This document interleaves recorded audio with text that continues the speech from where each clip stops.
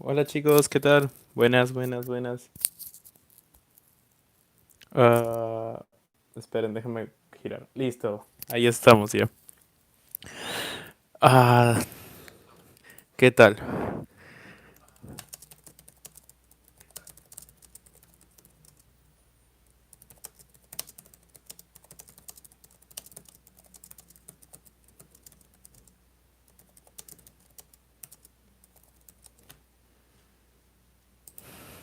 Bueno, le estaba escribiendo ahí al profesor Cristian Villanueva si podía participar. ¿Qué tal chicos? ¿Cómo están? Muy buenas, muy buenas. Bueno, el día de hoy tenemos una clase muy interesante de biología, o al menos es lo que se planea. Así que, ok, bien, espero que ahí en la parte de la descripción tienen el material que vamos a utilizar para... Profesor, ¿qué tal? ¿Qué tal? Buenas, buenas. Bueno, buenas noches creo que es allá. Acá es buenas tardes, pero buenas noches. Y buenas noches también a los alumnos que están participando ahora en la transmisión. En la descripción tienen la hoja de preguntas, por si acaso, para que podamos empezar a resolver. Vamos a hacer un poco de teoría y un poco de ejercicios a la vez para intentar balancearlo bien y hacerlo un poco más dinámico. Bien, recuerden que los resúmenes de estas clases las van a poder, los van a poder encontrar en Instagram. Bueno, aquí estoy terminando, ¿no? El resumen de célula, pero bueno, ya lo van a poder ver cuando apenas se publique. Entonces, chicos, bien. Espero que tengan a la mano la separata, el drive, por favor. Confírmenme si es así para poder iniciar a responder las preguntas. Ok, confírmenme si es así, por favor, alguno. Bien, entonces, uf. Respecto a la clase de química con el grupo privado, eso lo vamos a iniciar el martes. Bien, chicos, la clase de química que tenemos pendiente de tabla periódica y este números cuánticos y tabla periódica, que nos queda pendiente eso, ¿no? Este domingo tenemos la sesión de metacognición, recuerden, y también mañana tenemos el sorteo de los libros de la presa Marcos, chicos. No se olviden ahí, vamos a hacer un sorteo en vivo en Instagram para los que quieran, digamos, ganarse su librito, ¿no? Estoy planeando que haya dos ganadores, de hecho, porque ha sobrado un poco de presupuesto, así que podemos comprar unos libros más. Voy a coordinar eso con Gianluca para ver cómo termina, cómo resulta, ¿no? Bien, chicos, voy poniendo el título entonces. Vamos a ver. Es práctica número uno.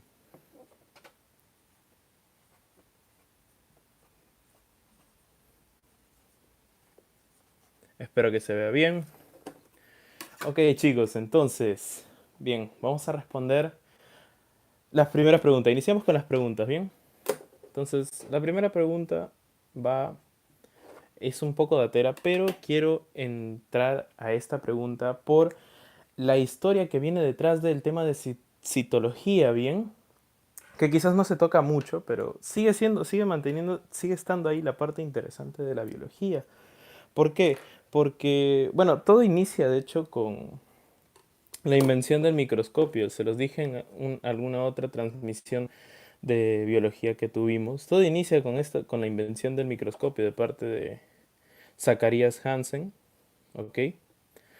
Bueno, vamos a ir detallando un poquito cada una de las claves, ¿no? Porque ahí, digamos, tenemos alternativa A, Ruska y Knoll, alternativa B, Robert Brown, alternativa C, Singer y Nicholson, alternativa D, los hermanos Janssen, alternativa E, Robert Hooke, ¿no?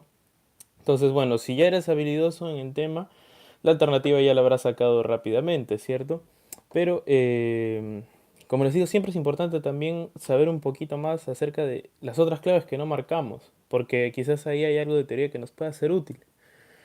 Por ejemplo, todo inicia con Zacharias Hansen y su padre Hans Hansen, que son los primeros en hacer el microscopio compuesto. Bien, el microscopio compuesto, cosa que vamos a poner en práctica ahora, buenos momentos. Aquí tenemos uno, vamos a practicar un poquito con microscopio para poder hacer un poco más entretenida la clase. Entonces, bien, Zacharias Hansen es, digamos, la persona a la que se le atribuye esta invención, ¿no? Aunque, bueno, algunos dicen que también está Hans Lippershey del telescopio, pero bueno, eso ya es cuestión de debate, ¿no? Normalmente en los libros se le atribuye a Zacharias Hansen. Bien, entonces todo inicia desde aquí y después de Zacharias Hansen, en la Royal Society of London, aparece un chiquilín llamado Robert Hooke. Bien, entonces Robert Hooke, ok, Robert Hooke es curador de esta sociedad, pero ¿por qué se hizo curador de esta sociedad? Es la primera sociedad académica de ciencias, ¿no? Que se tiene dato, ¿no? Robert Hooke, ¿qué es lo que hizo? Bien, él fue el primero en observar, detallar y graficar células muertas, ¿ok? Células muertas. Primero, fue el primero en ver, detallar, graficar células muertas. Ahora, ¿por qué digo esto de células muertas? Porque, bien, también hay otro, digamos, otro grado que se le da a Malpighi, bien, que digamos es también el primero en ver células, pero en este caso él ya es con células vivas, bien. Entonces Robert Hooke se le atribuye en este caso para el primero en ver en células muertas, en justamente láminas de corcho que él, digamos, obtenía, ¿no? Su pregunta de él era ¿por qué o cómo es que las tapones de corcho son tan buenos para preservar el aire dentro de las botellas, ¿no? Entonces, a raíz de eso empezó a curiosear, ¿no? Y logró dar con la sorpresa de que habían pequeñas celdas que formaban el corcho, ¿bien? Actualmente sabemos que eran las estructuras de las paredes celulares, ¿no? Entonces, bien, y después de Robert Hooke se descubrió otro talento, de hecho, también un holandés, que, que se llamaba, ¿no? Anton van Leeuwenhoek, ¿no? Perdonen si no escribo bien, es que estoy con el trípode acá atravesado en medio. Espero que la letra se vea bien. Pueden entender, ¿no? Leeuwenhoek se le atribuye el grado de padre de la protozoología. Padre de la protozoología. Entonces, ¿y por qué se le atribuye el grado de padre de la protozoología? Porque fue el primero en describir, bueno, lo que él en su momento no llamó animalículos. Animalículos. En sí lo más probable es que haya visto, y no recuerdo bien si lo detalla, ¿no? En sus publicaciones, pero lo más probable es que haya visto euglenas, ¿no? Porque normalmente es lo que encontramos en el agua estancada. Por ejemplo, aquí dejé unos días, entonces voy a acercarlo. Bien. Y por ejemplo, aquí tenemos un poquito de agua estancada. Aunque también creo que nuestro pequeño cultivo de eulenas o de osos de agua se ha echado a perder un poco por los hongos que han salido aquí en la pared. Vamos a ver qué resulta. Nunca sabemos, puede que encontremos algo nuevo. Entonces, bien, eh, la sorpresa nos aguarda. Entonces, luego de Liuk, ¿no? Luego de Liuk, bueno, Liuk ya a una edad muy avanzada, recibe los grados que merece por estos descubrimientos, ¿no? Porque cada rato enviaba cartas, ¿no? A esta sociedad académica en Londres. Y fue Hooke quien descubre, digámoslo así, que mandan a revisarlo los trabajos de Liuk. Bien. Pero ya bueno, con el tiempo aparece otro Robert, de hecho, el tocayo de Robert Hooke, ¿no? Aparece otro Robert, quien es Robert Brown. Y acá hay mucho que hablar, de hecho, acerca de Robert Brown.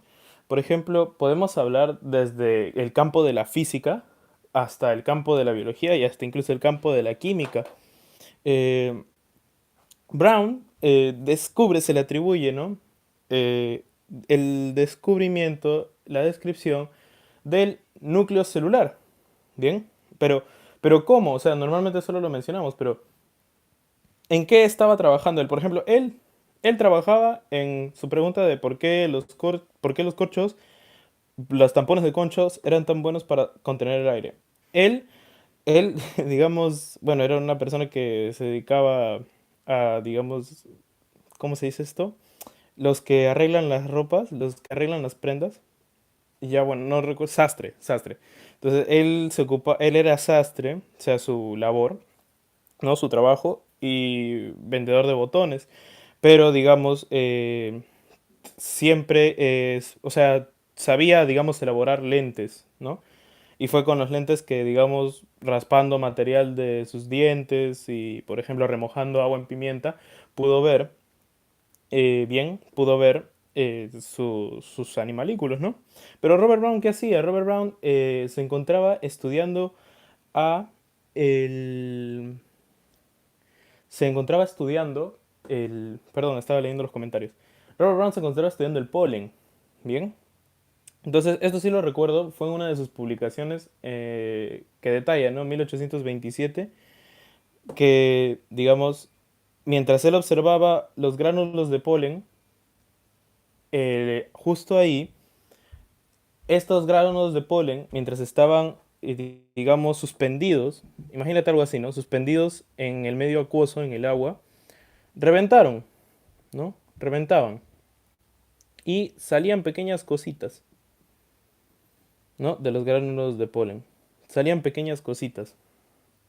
Entonces, digamos, el contenido de estas cositas más que nada es azúcar, o sea, son azúcares, ¿no? Complejos, que estaban dentro de los gránulos de polen. Y vio que estas cositas que estaban dentro empezaban a vibrar, empezaban a moverse caóticamente. A esto se le conoce en física como movimiento browniano. Bien. Eh, y justamente por eso les digo, da mucho de qué hablar los trabajos de Robert Brown. Normalmente se explica únicamente que, digamos, los gránulos de polen eran los que se movían caóticamente, pero realmente no, es lo que estaba dentro de ellos. Y pues digamos, en esas visiones, ¿no? De los gránulos de polen, logra separar, logra, digamos, diferenciar a lo que hoy conocemos como el núcleo celular. Entonces, aquí quiero, digamos, mostrarte un poquito algo que es, o sea, él pudo ver el núcleo celular y yo te digo que nosotros también podemos ver el núcleo celular haciendo un sencillo experimento. Entonces, vamos a ver algo rápido. A ver, déjame poner esto a un costado. Digamos, en el tejido epitelial que nosotros tenemos en nuestra mucosa bucal, vamos a notar que hay células que se pueden desprender. Bien, entonces el experimento es simple. Consiste en extraer un poco de células de nuestra boca, ¿ok?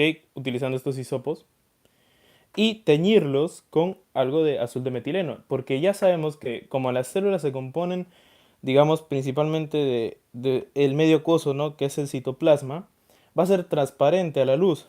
Y los microscopios, o sea, estas cositas de acá, funcionan únicamente haciendo pasar luz a través de las plaquitas. Entonces, para que no sea transparente, digámoslo así, para poder ver el núcleo, porque es lo que quiero que veamos juntos hoy, eh, vamos a teñirlos con este colorante que es el azul de metileno. Entonces, bueno, procedemos a pasar esto simplemente, digamos, por nuestra cavidad bucal. En lo que espero que, no sé, comenten algo. Esto tarda como unos 15 o 20 segundos. Una observación. Esto lo tendría que hacer con guantes, pero no tengo guantes a la mano. Disculpen. Sé que tendría que hacerlo con guantes. Bien, entonces, a ver, vamos a tomar un poco de agua destilada.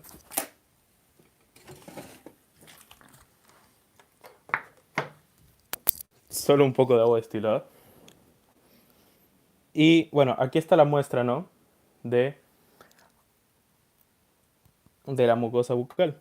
Entonces la colocamos aquí. Bien, la vamos a colocar ahí. Y desechamos esto aquí. ¿Ok? Entonces, bien. La parte... La verdad estoy un poco nervioso. No sé si resulte. Espero que sí resulte y espero también no mojar nada.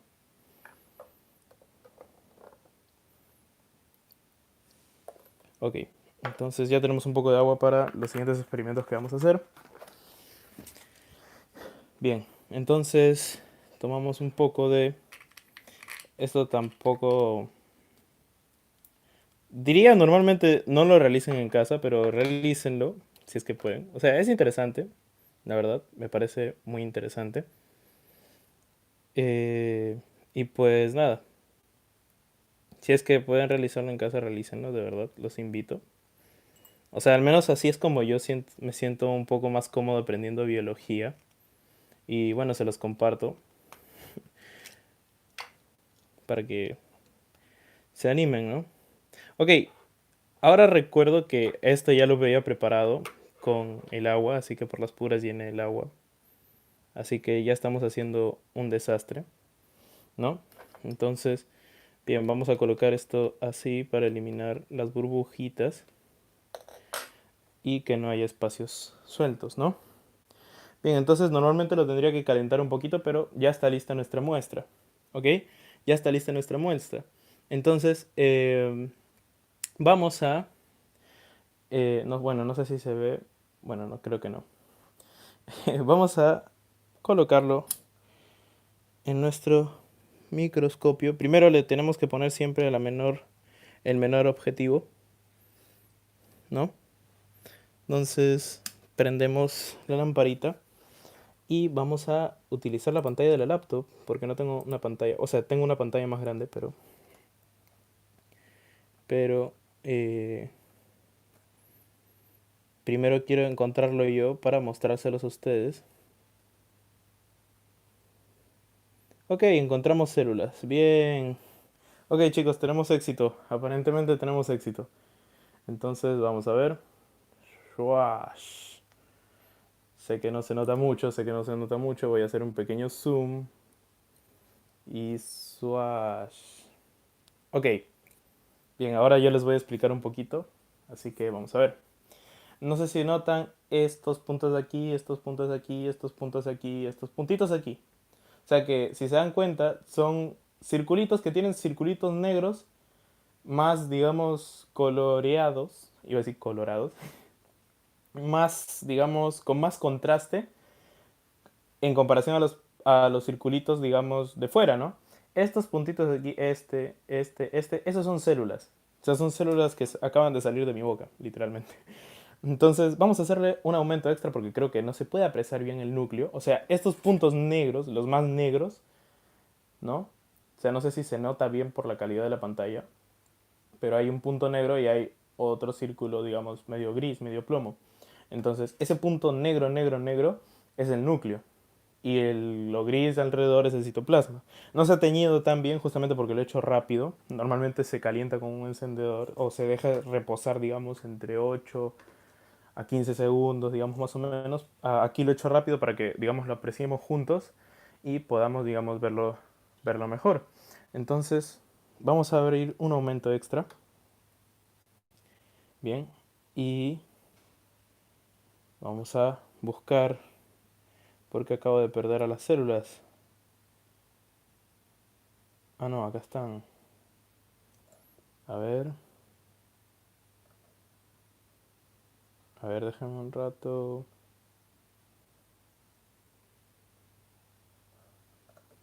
Ajá, listo, entonces vamos a ponerlo por acá. Esto de la microscopía, créanme que es difícil, o sea, parece fácil, parece sencillo, pero es un poco difícil. El hecho de planearlo, más que nada. Ya listo, entonces, por ejemplo, ahí vemos un poquito más claro, ¿no? Las células. Eh, El problema es que esto, digamos, tendría que estar azul. O sea, el problema es que ahí tendría que estar azul, pero no está azul. Así que no sé si catalogarlo como un win o como un fail, pero ahí están. Ahí están. Así que, y lo importante es que también ustedes lo vean, lo apreciamos. Entonces, estas cositas, digamos, de acá, bueno, se divisan los núcleos y orgánulos, de hecho. O sea, orgánulos, digamos, pequeñitos. Los orgánulos son como los órganos que tiene la célula, ¿no? Por ejemplo, mitocondrias, ribosomas, retículos endoplasmáticos y todas estas cositas que forman a la célula. Entonces, también, digamos, vamos a divisar los más grandes, de hecho. No vamos a divisar todos. Porque, como les digo, estas cosas son transparentes. Así que hay que teñirlas bien. Bien, vamos a ver si encontramos. Ok, aquí le puse un aumento más.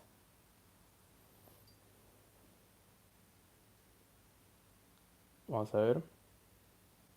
Bien, se ve un poco borroso.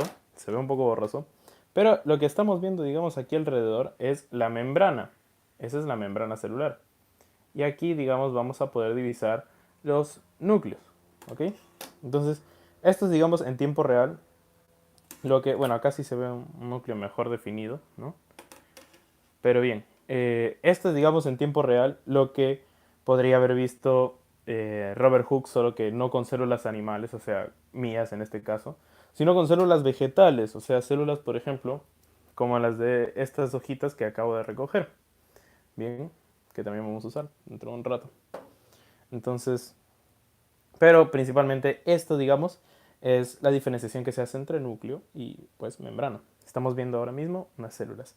Entonces, bueno, terminamos el experimento, así que volvamos a la práctica, porque ni siquiera hemos respondido a la pregunta uno, pero espero al menos haber logrado captar su atención de una forma un poco más, no tan convencional, ¿no? Bien, entonces déjenme acomodar esto por aquí, por aquí, por aquí. Perfecto. Colocamos la humilde pizarra de nuevo. Así que... Ok. Perdón. Bien. Tenemos ahora la pizarra aquí. Perfecto. Entonces ya digamos conocemos un poquito los avances de cómo fue digamos, eh, insertándose la citología en nuestra humanidad, en nuestra sociedad, ¿cierto?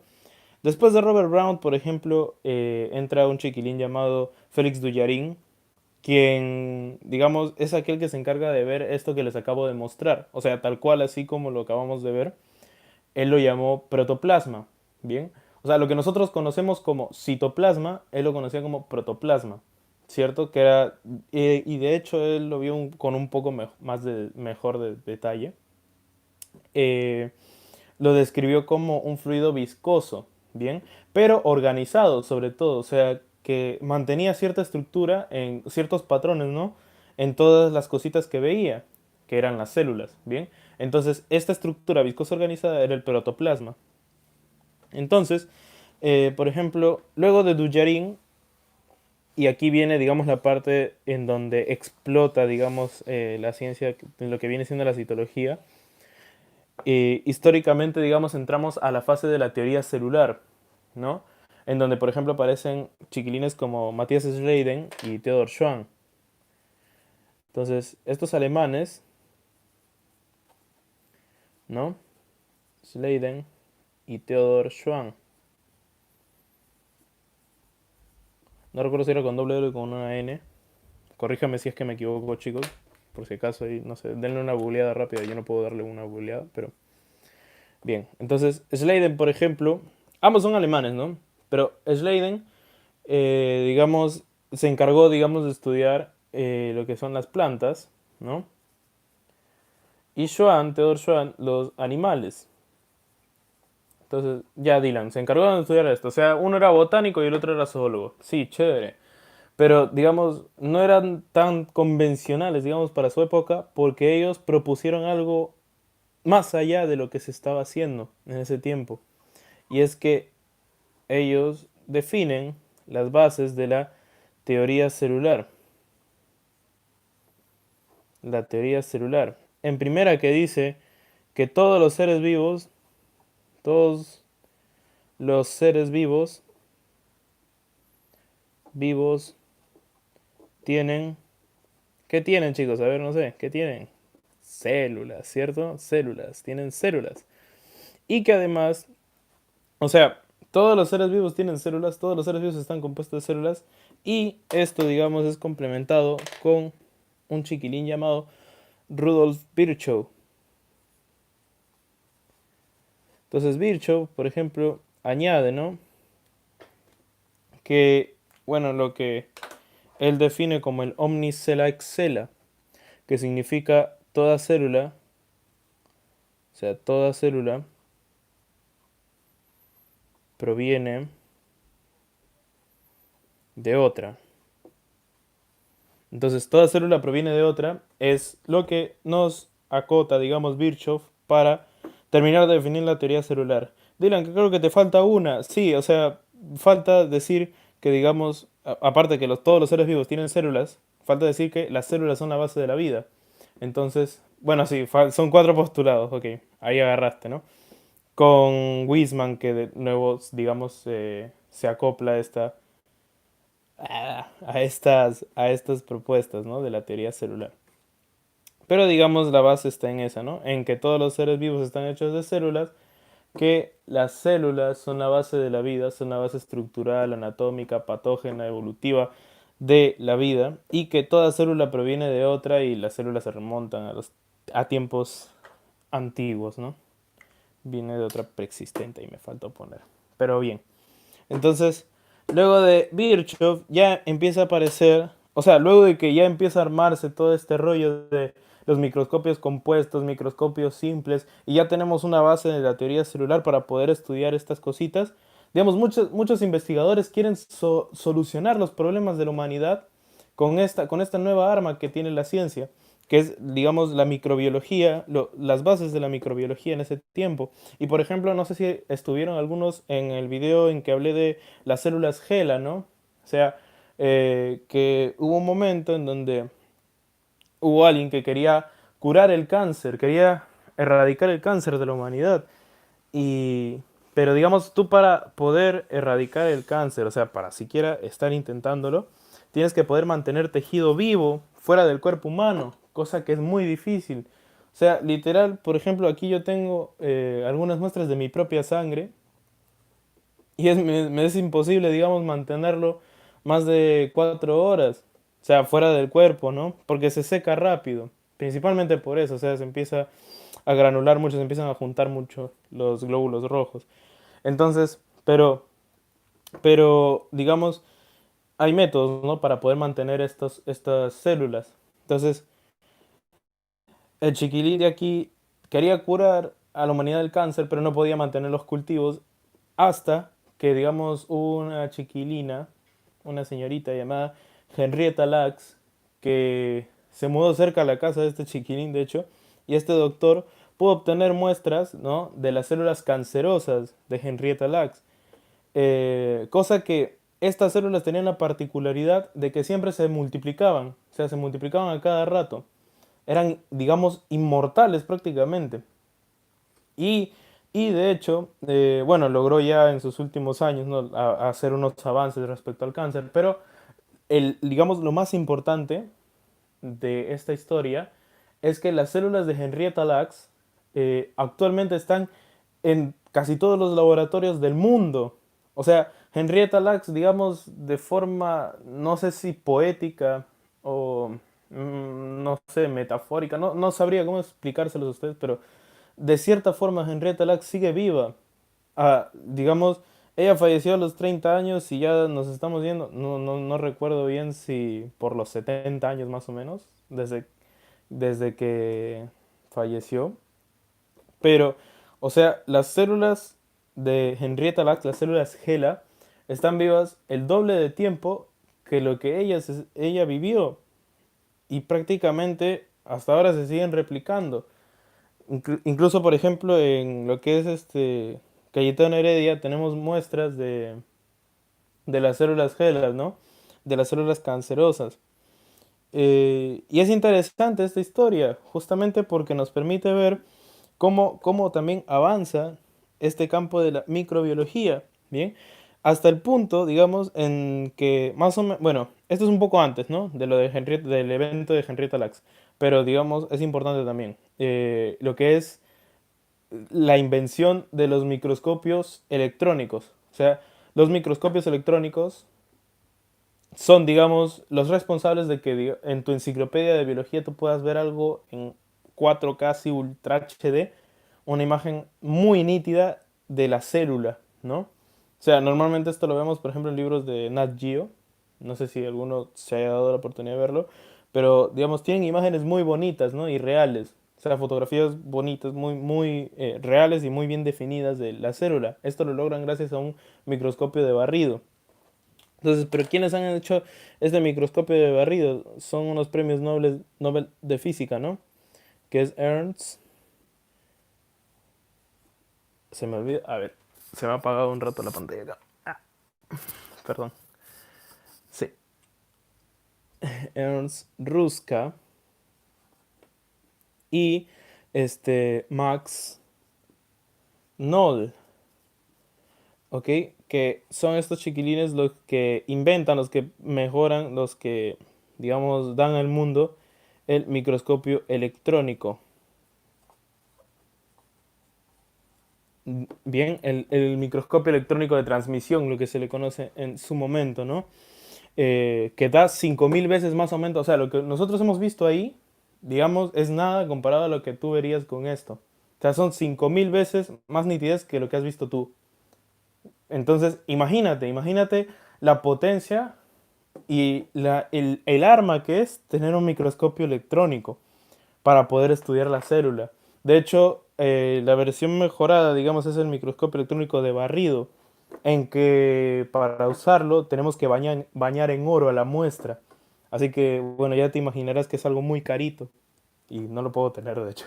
Pero me gustaría tenerlo mucho porque haríamos videos más interesantes, de hecho. Bien, entonces, ahora sí, vamos a responder la pregunta uno después de esta introducción muy larga, pero espero que entretenida, porque la idea es que desarrollemos el gusto por la biología, sobre todo. O sea, la idea de estas transmisiones, más que responder solo preguntas, lo que quiero hacer es que, digamos, despierte tu curiosidad acerca, del curso de biología. Quiero que, digamos, si ves uno de estos videos, te vayas con ganas de investigar quién fue él, cómo se usa un microscopio, digamos, que te vayas con esa curiosidad. Ese es el objetivo de estas clases también. Bien, entonces ahora sí vamos a responder la pregunta que nos dice, el término célula fue acuñado por primera vez, bien, y nos dan esas 5 alternativas, ¿no? Ross-Cagnol, ya te dije que son los menes que inventaron el microscopio electrónico, ¿no? De transmisión. Robert Brown es aquel que divisa, digamos, el núcleo celular, ¿no? El núcleo celular en el polen, ¿cierto? En el polen. Singer y Nicholson son aquellos que ponen algo llamado, no lo mencioné, pero son ellos los que imponen un modelo llamado el mosaico fluido, que consiste en que, digamos, se asume, ¿no? No, bueno, se asume y se demuestra, por lo que es difusión, bien, una propiedad, que digamos, las células en su membrana tienen dos capas de lípidos, ¿no? Esto se denomina la bicapa lipídica.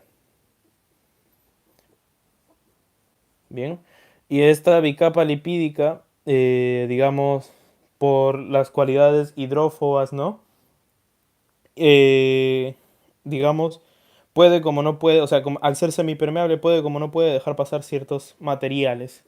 Bien, entonces por eso se le llama mosaico fluido, bien, a esta estructura que ponen Singer y Nicholson. Luego tenemos los hermanos Janssen, que como les mencioné, son los inventores del microscopio compuesto. Y por último, Robert Hooke, que esa sería la alternativa, ya que Robert Hooke es el que, como les dije también, menciona este término de celdas o de celas. Bien, entonces Robert Hooke sería nuestra alternativa para la pregunta uno, alternativa E. Bien chicos, alternativa E para la pregunta uno. Vamos con la pregunta 2. Nos dice, las células procariotas o también llamados procitos, ¿no? Presentan una forma, digamos, perdón, presentan de forma exclusiva, ¿no? O sea, únicamente ellos lo tienen.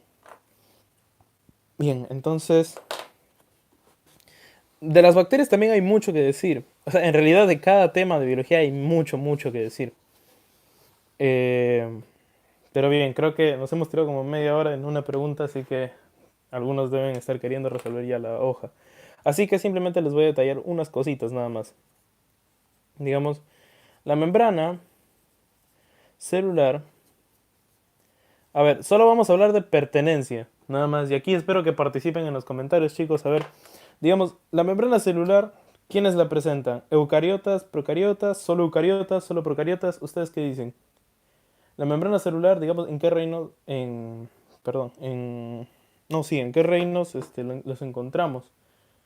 Digamos, la membrana celular la vamos a encontrar tanto en el reino animal, vegetal, procariota, fungi, ¿no? O sea, vamos a encontrarlos en todos estos reinos que, digamos, nos podemos clasificar de simple forma con dos palabritas, que sería eucaria y procaria, ¿no? O sea, los eucariotas y los procariotas, ¿bien? Entonces, es tanto eucariota como procariota. Entonces, eucarión significa verdadero núcleo, o sea, ellos sí tienen un núcleo definido. A ver, digamos, vamos a acotar unas cositas. Eucaria porque tiene un núcleo definido. Bien. Procaria porque pro es como que va a tener en vista de algo, digámoslo así como proyecto. Yo recuerdo algo así, ¿no? Que es la palabra proyecto, me ayuda a recordar que pro es en vista a, o que quiere llegar a tener o que puede llegar a tener. Entonces, esto sería, digamos, vamos a decirlo así para un fácil entendimiento, un núcleo falso. Un núcleo falso. O no, o bueno, sencillamente que no posee un núcleo, ¿no? Entonces, la membrana celular estamos viendo que pertenece tanto a eucariontes como procariontes. Luego nos dicen los glioxisomas. Ah, ya, la función de la membrana. A ver, la función de la membrana, por si acaso, es simplemente transportar cosas de un medio intracelular a un medio extracelular y viceversa, ¿ok? Transportar, por ejemplo, nutrientes. Hacer, digamos, que yo mueva mis músculos, por ejemplo, para hacer estos movimientos, o sea, es por justamente unas bombas, que son bombas y canales, ¿no? De sodio-potasio. Entonces hay, digamos, ciertos iones que se mueven alrededor de la membrana. Bien, entonces de lo que vimos hace un momento, que permiten, digamos, realizar sus funciones a la célula, ¿no? Entonces, bien, esa es la función de la membrana, simplemente transporte. Luego, por ejemplo, tenemos los glioxisomas. Los glioxisomas. Ok, los glioxisomas, digamos, únicamente, bueno, son característicos de los eucaria, ¿sí? Los eucaria, o sea, los eucariontes, pero de su rama Plantae, ¿no? O sea, son característicos del reino Plantae, eucaria, pero de las plantas. O sea, ¿y dónde encontramos glioxisomas? Por ejemplo, en las semillitas, las semillas son como los bebés de las plantas, ¿no? Entonces, los bebés de las plantas, tú para, digamos, mantener vivo a un bebé, tú necesitas alimentar al bebé, ¿cierto? Entonces, para yo mantener vivo la semilla y que ésta pueda germinar, yo necesito alimentarla. Pero la semilla no te come lo que sea. Por ejemplo, tú no le puedes dar un pollo a la brasa de frente a un bebé, ¿no? O no le puedes darnos un ceviche a un bebé. ¿Qué le das al bebé? Le das un alimento específico para el bebé, o sea, alimento para bebés, que sería la leche. Entonces, la leche de la semilla, la leche de, digamos, el embrión de la planta, entre comillas, ¿no? Te lo explico así para, digamos, de forma entendible, ¿no? La leche, la energía, la fuente de energía, la fuente con la que va a vivir el embrión de la planta, son los azúcares, ¿no? Pero Dylan, o sea, los azúcares, digamos, son cadenas de carbono que tienen que salir de algún lado. ¿De qué parte salen estas cadenas de carbono de los azúcares? ¿No? Si la semilla es algo pequeñita y cuando, digamos, en los análisis me revela que tiene más contenido de lípidos que de azúcares. O sea, si yo hago un análisis de una semilla, me lanza que tiene más lípidos que azúcares.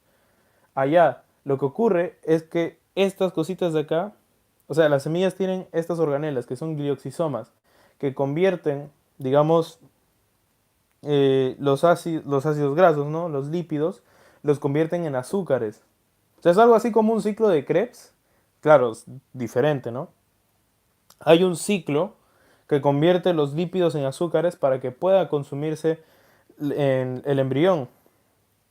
Entonces, eso se llama el ciclo de glioxilato, que lo realizan los glioxisomas. O sea, la función del glioxisoma, a ver así si se te queda esta idea, la función del glioxisoma es convertir los lípidos en azúcares para que la semillita pueda germinar. ¿Ok? ¿Y quiénes tienen esto? Como estamos hablando de semillitas, tienen las plantas, el reino Plantae. ¿Bien? Entonces, esa es la función del glioxisoma y eso es lo que es el glioxisoma. A ver, vamos a ver la siguiente opción. Hasta ahora, digamos, únicamente de las procariotas no hemos encontrado. Únicamente así de la procariota no hay. Vayamos el siguiente, dice los mesosomas. Uy, mira, hablando del rey de Roma. Los mesosomas. Entonces vamos a ver qué características, digamos, tienen los mesosomas. Te sonará, te sonará. Mesosoma. Ok, el mesosoma se define como una invaginación. O sea, imagínate que esta es la pared. Uy, creo que se me cortó. Dígame que no se me cortó, por favor. Ah, no, ya volvimos. Bien, entonces, esta es la pared. Entonces, este es afuera de la pared y este es adentro de la pared, ¿no? Entonces, si vamos hacia afuera, se llama evaginación, ¿ok? Y si vamos hacia adentro, eso se llama invaginación. Entonces, la invaginación es el mesosoma, o sea, va hacia adentro de la bacteria. A ver, déjame revisar algo porque me está saliendo un círculo medio raro en el teléfono y creo que no se me está escuchando.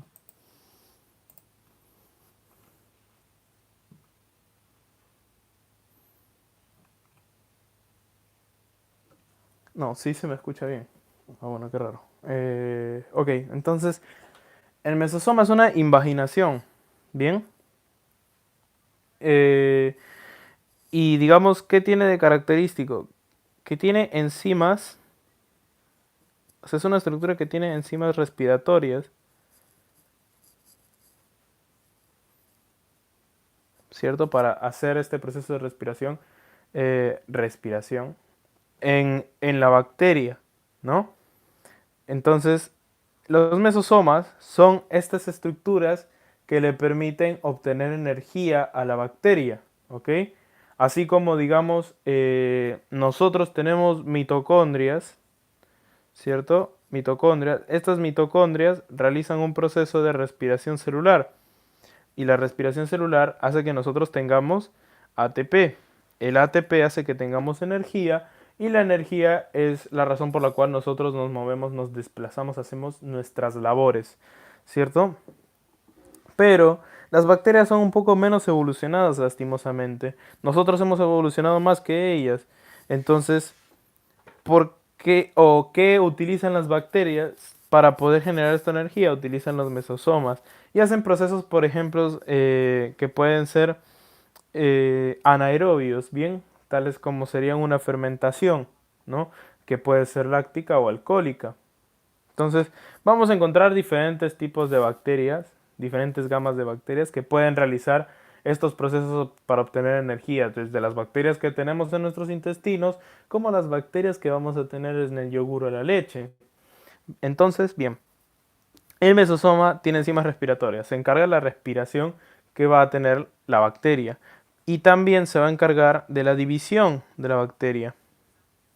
¿Por qué? Porque cuando, digamos, está realizándose una fisión binaria, no se está separando bacteria de bacteria, ¿no? O sea, yo me quiero separar en dos bacterias chiquitas, ¿no? En dos bacterias hijas, madres se separan hijas. Para hacer esta separación, el mesosoma se va a comportar como un divisor y va a ir creciendo, creciendo, creciendo y luego se va a ir estrangulando y se va a separar en dos hijas. Entonces, a este mesosoma se le va a llamar en este caso septo. El septo es el mesosoma que tiene la función de dividir a la célula. Se llama septo o tabique. ¿Ok? Bien, entonces el mesosoma es aquella organela que nos están pidiendo en este caso, que es la que es característica de las bacterias. Únicamente en las bacterias está. ¿Ok? No lo vamos a encontrar en los eucariotas. Vamos con la pregunta 3, chicos. Espero que se esté entendiendo. Si tienen alguna pregunta, ya saben que pueden hacerle en los comentarios. Los estoy leyendo de reojo. Bien, los estoy leyendo de reojo. Si tienen alguna observación también. A ver por acá. Bueno, nada. El último comentario fue de quién. De Dalín. Un saludo para Dalín. Un saludo para Heather Espinosa. Nicole Uapaya. Juan Carlos Scheider. No sé cómo se pronuncia. Scheider Mandujano. No puedo leer bien desde aquí. Y bueno, un saludo para los que nos están viendo ahora. Muchas gracias, chicos, por participar de la transmisión. Ok, entonces, bien, entonces sigamos. La pregunta 3 nos dice lo siguiente: las células procariotas, como las bacterias, no poseen. Entonces, ¿qué es lo que no poseen las células las células procariotas? ¿Qué es lo que no poseen estas células? Me preguntan. Bien, entonces, bueno, no poseen muchas cosas realmente. Pero según las alternativas que nos dan, o sea, nos dicen DNA, nos dicen pared celular, nos dicen mitocondrias, ya más o menos va sospechando qué va a ser, ¿no? Ribosomas y membrana celular.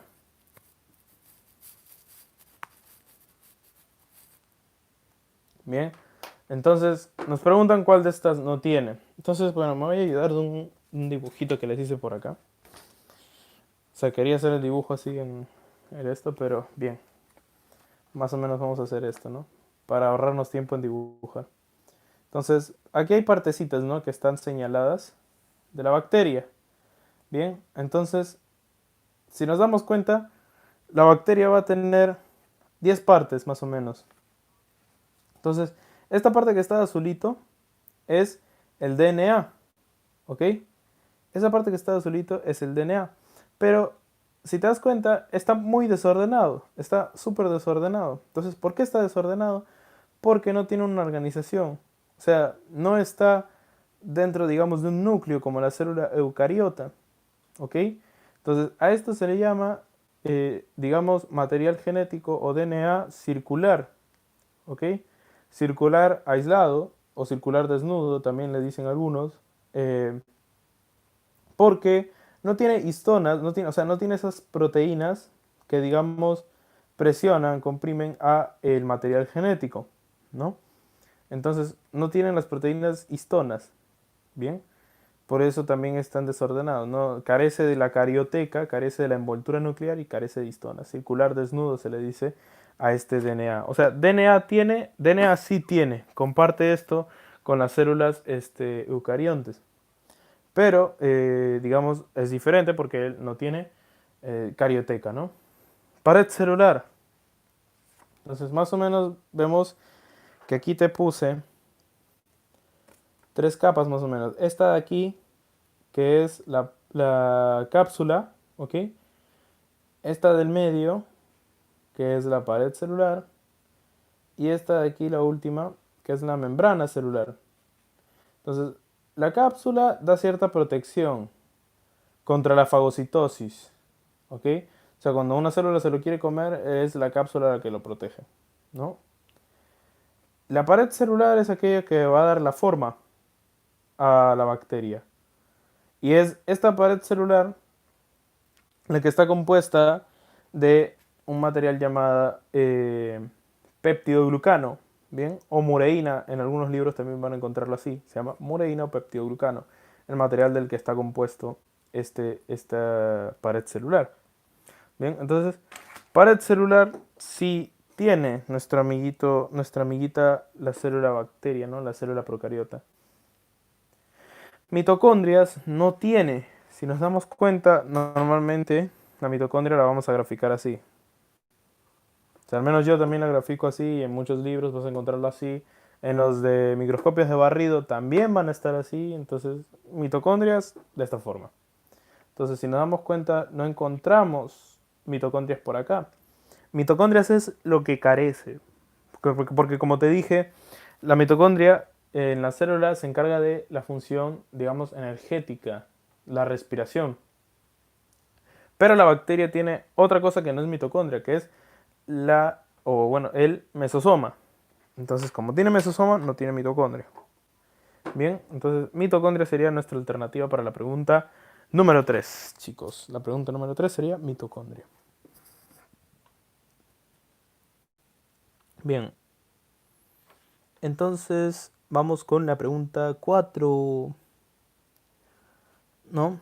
Nos dice la estructura en común. La estructura en común, te lo digo así rápido, ¿no? Son los ribosomas. O sea, ¿cuál es la función del ribosoma? La función del ribosoma es la síntesis de proteínas. Bien, sintetizar proteínas es importante, ya que las proteínas son la base del funcionamiento de nuestro organismo, ¿ok?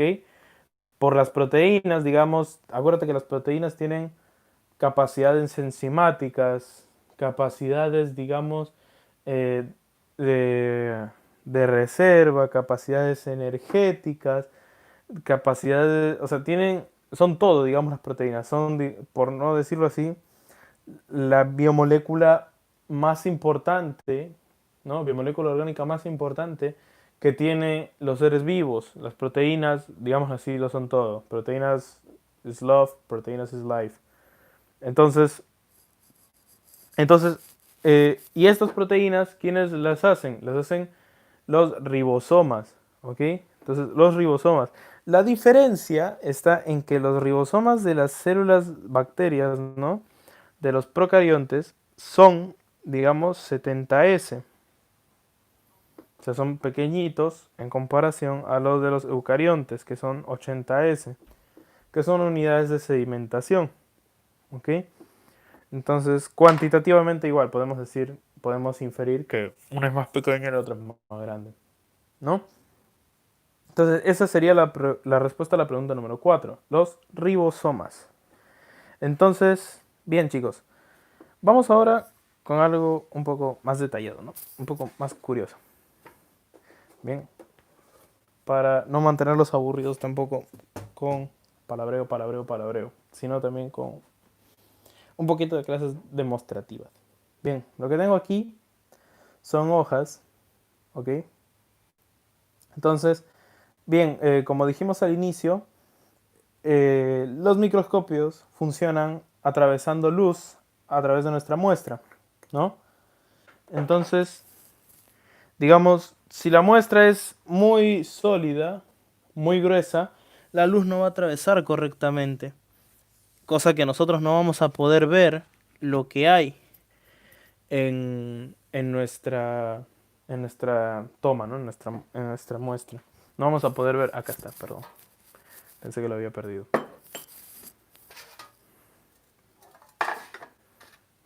Bueno, vamos a sacar el mortero por ahí. Entonces, por ejemplo, yo si gusto, ¿no? Puedo sacar... A ver, acá tenemos... A salir con varias. Tenemos algunas hojas, ¿no? Aquí. Entonces, por ejemplo, tenemos unas más delgadas que otras. ¿Cuál es nuestro objetivo?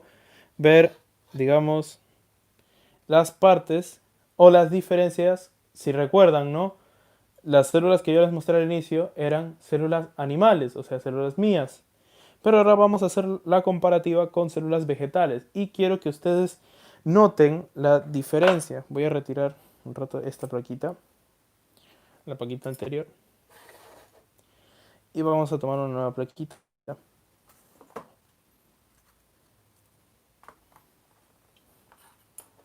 Igual, como les digo, siempre si es que quieren replicar este experimento, háganlo con guantes para no contaminar las muestras, ¿no? Bien. Entonces, perfecto. A ver. Vamos a iniciar por esta, ¿les parece? Vamos a iniciar por esa muestra.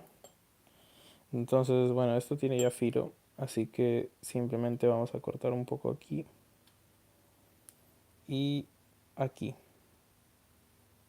Uy.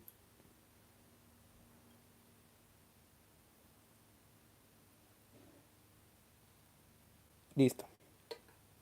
Entonces lo ponemos aquí. Esta muestra es demasiado grande, de hecho. Así que voy a tener que destruirla primero.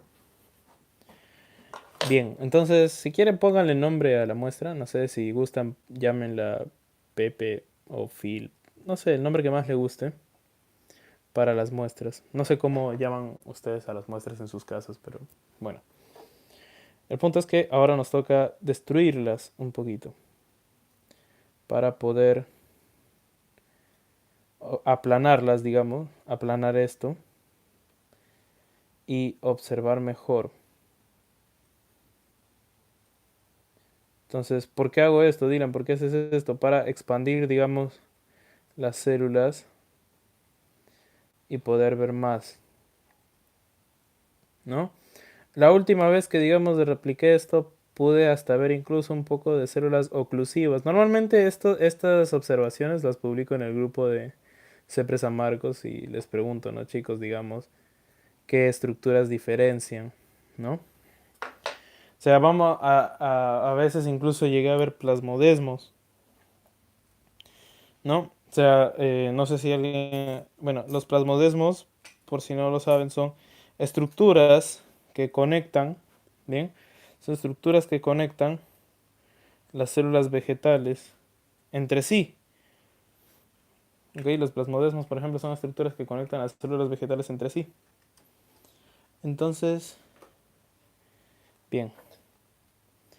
Vamos a pisar un poco. Igualmente, esto tiene que reposar, pero como no tenemos todo el tiempo del mundo para hacerlo reposar, vamos a... Lo acerco un rato a ver. Bueno, no lo enfoca, pero... Se tiene que hacer reposar, pero bueno, vamos a hacerlo así rapidín.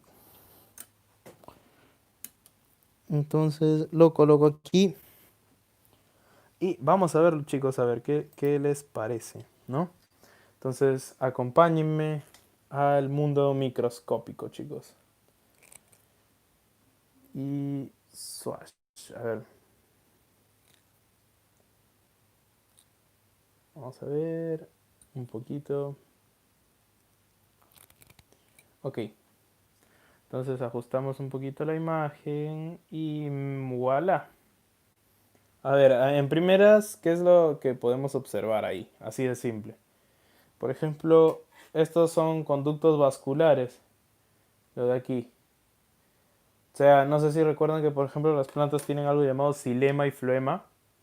¿Okay? Uno, por ejemplo, xilema transporta la savia bruta y el floema la savia elaborada, ¿no? Y recuerdan lo que les dije de los plasmodesmos. O sea, los plasmodesmos son, digamos, conexiones que tienen las células vegetales entre sí que sirven para apoyo de la capilaridad. Capilaridad, o sea, no sé si han escuchado, por ejemplo, las secuoyas. Las secuoyas son árboles de 200 metros de largo. O sea, tú te imaginas sacar agua. O sea, pregúntate, ¿no?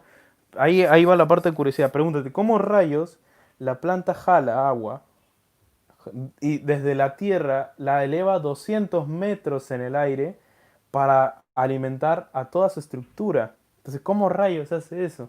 Entonces, en sí es el principio de capilaridad apoyado con la función de los plasmodesmos, ¿no?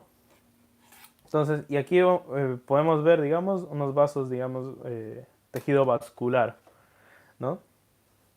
Entonces, bien, vamos a revisar un poquito más que encontramos. Bien,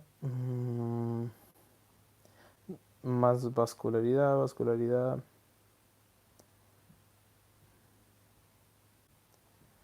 Ok, aquí me parece que podemos encontrar algo un poco más interesante. Vamos a hacer un zoom.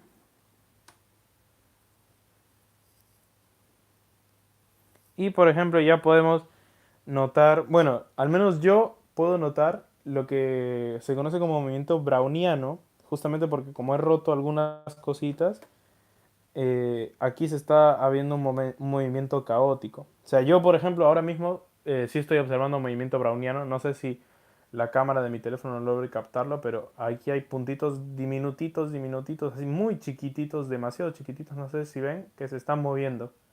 Comenten si es que si es que ustedes están viendo que se mueven. Coméntenmelo, déjenme en los comentarios a ver si pueden apreciar ese movimiento browniano, muy, muy interesante, muy lindo.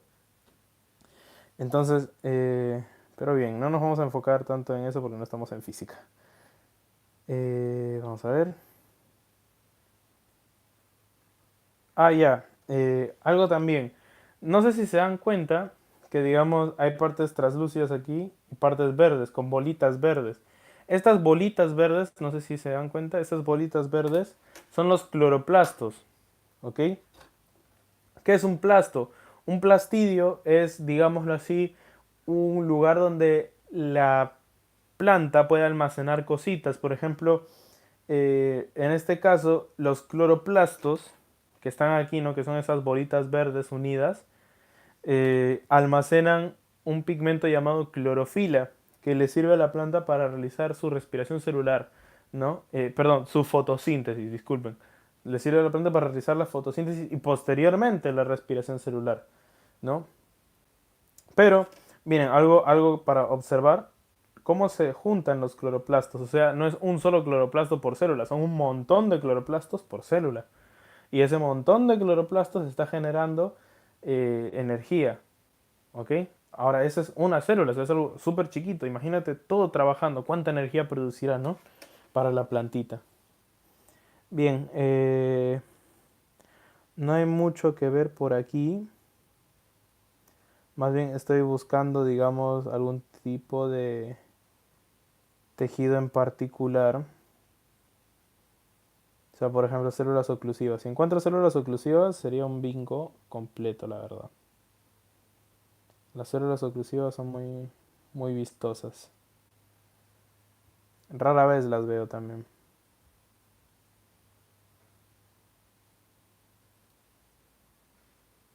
A ver, no, nada. Ahora vamos a hacer un zoom extra.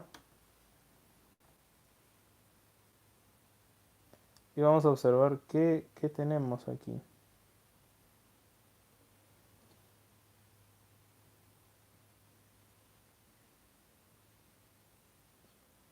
Pues bueno, ahí... Aquí digamos, en esta parte, no sé si ahí está el profesor Cristian Villanueva, no sé si me puede dar una mano con eso, pero no sé si es, en este caso, pero, digamos, eh, las paredes celulares de las plantas, o sea, a ver, voy a traer la pizarrita. Las paredes celulares de las plantas,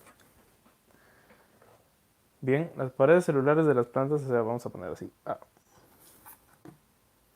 no, a ver, ¿se ve? Sí se ve. Entonces, las paredes celulares de las plantas están así, o sea, están una con otra. Hay un cemento, digo cemento para que me entiendas mejor, hay un cemento que une las paredes de las dos plantas. Este cemento se le llama lámina media, ¿ok? Ese cemento se llama lámina media, ¿no? La lámina media es el cemento que une las paredes celulares. Y digamos, esta pared celular tiene una pared primaria, o sea, siempre va a haber una pared primaria, que es la primera que crece, y luego hay otra que es la pared secundaria, que es la segunda que crece.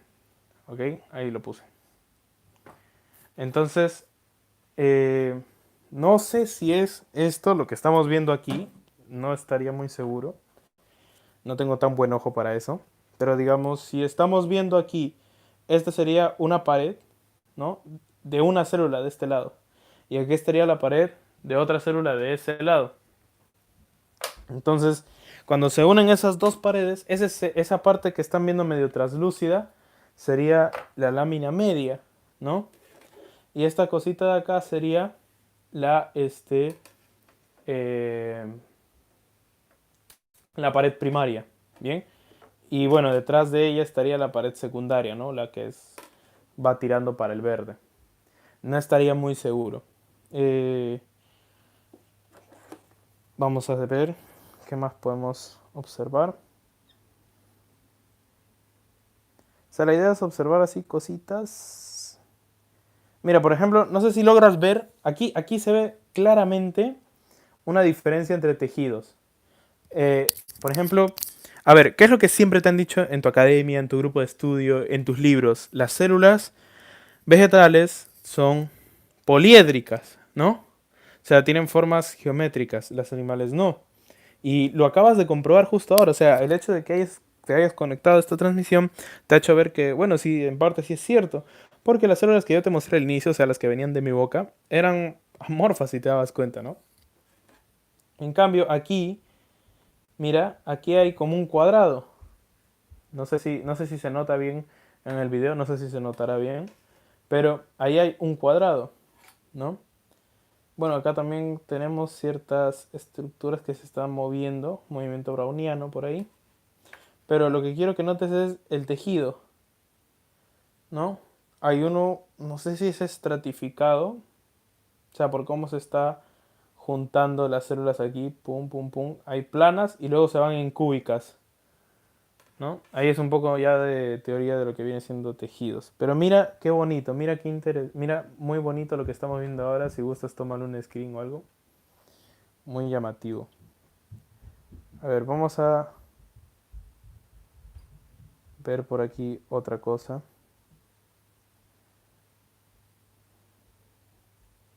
No sé si encontremos algo más. Si ya no encontramos nada más, salimos de esto.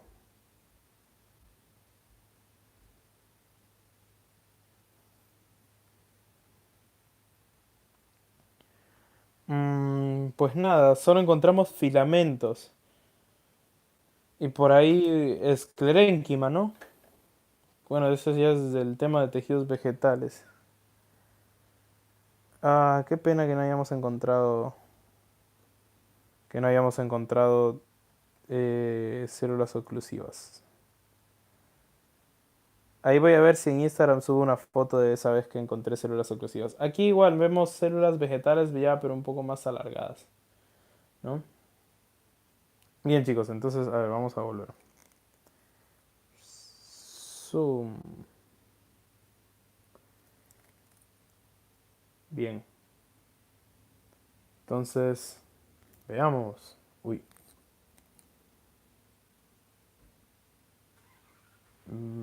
Ya. Entonces, veamos. Vamos a limpiar un poquito esto. Aquí tenemos, de hecho, hojas secas. O sea, podríamos intentar ver lo que vio Robert Hooke, de hecho. O sea, las paredes celulares vacías. Pero creo que por ahí ya se fueron algunos de los que estaban aquí en el grupo. Quería hacer un poquito más de experimentos. Miren, por ejemplo, aquí recolecté un hongo. No sé muy bien qué hongo es. Es la primera vez que lo vi, de hecho, me pareció muy bonito. Y lo saqué y lo traje aquí. De hecho, quería cortarlo un poco y bueno, ver qué pasaba, ¿no? Y aquí tenemos otro hongo, de hecho. Pero este ya lo tengo aquí guardado un buen tiempito, ¿no? Está ahí, ese es el hongo. Eh, y bueno, es el líquido que botan cuando los tienes guardados mucho tiempo. Pero bien, vamos a responder la pregunta 5 y bueno, supongo que ahí concluiría nuestra transmisión. Ya vamos 1 hora con 10 minutos. Si quieren las alternativas, de hecho las voy a publicar en un momento también. Sorry si es que me explayo mucho en algunas cosas. O sea, algunas cosas sí me resultan muy llamativas y no sé, me gusta compartirlas, de hecho. O sea, lo que me es interesante también para conversar sobre ello. Bien, vamos con la pregunta 5. El material genético de las procariotas nos dice, digamos, ¿qué tiene? ¿Qué tiene de interesante? Uy, no he alineado bien la pizarra.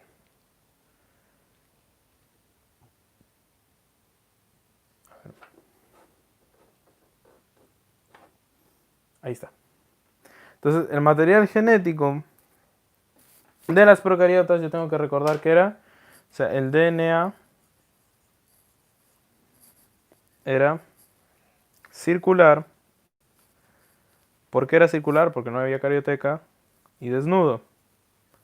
¿Por qué era desnudo? Porque carecía de histonas, carecía de proteínas. ¿No? Entonces, viendo las opciones, podríamos decir que es la C, ¿cierto?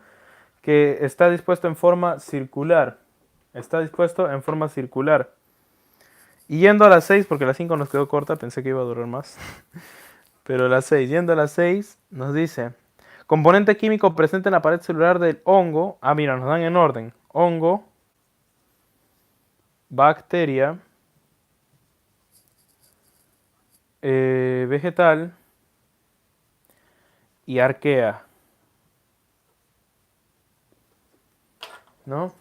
Entonces nos dicen cuál es lo que componen las paredes celulares de estos. Bien, el hongo es la quitina.